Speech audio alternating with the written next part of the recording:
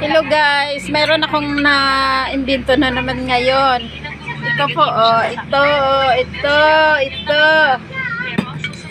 Ito po ay carrots na nilaga muna, tapos dinurog, nilagyan ng harina, tapos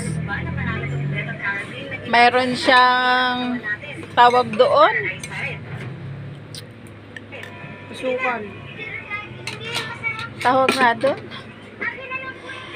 mayroon pala siyang linga, binalot sa linga, tapos pinagulong sa linga, tapos pinagulong sa itlog, tapos pinirito, tapos naggawa ka ng asukal na matamis. Ito ngayon siya guys, oh.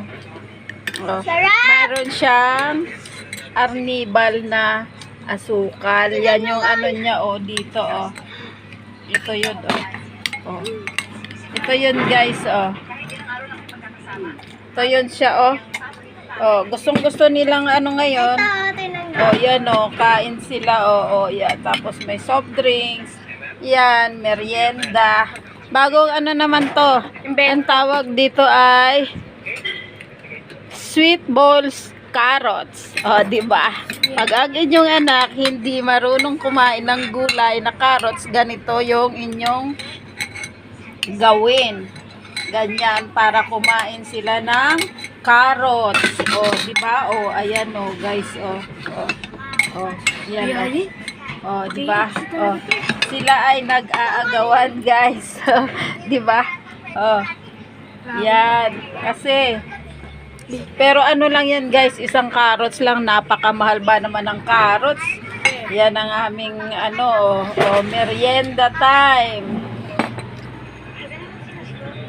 Sweet balls carrots.